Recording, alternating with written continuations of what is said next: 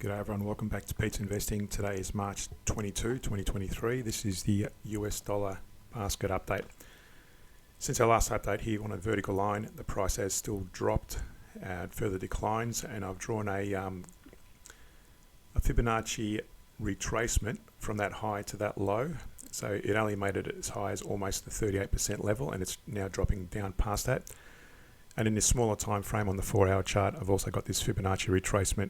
And it's broken down through the 50% level, so it's up now approaching the 61.8, and that's always an area to be looking out for as a potential reversal. So it may actually reverse up from there, but at the moment, because our CCI 1500 indicators on all time frames is bearish, I'd suggest it's probably going to come down and maybe rest on this diagonal ascending trend line. As you can see there on the daily, I've drawn the descending diagonal trend line along those highs, and also an ascending trend line amongst those lows there.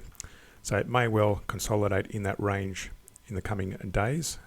So we may see further declines even beyond the 61% level of that smaller time frame. So again, all time frames are in decline and bearish.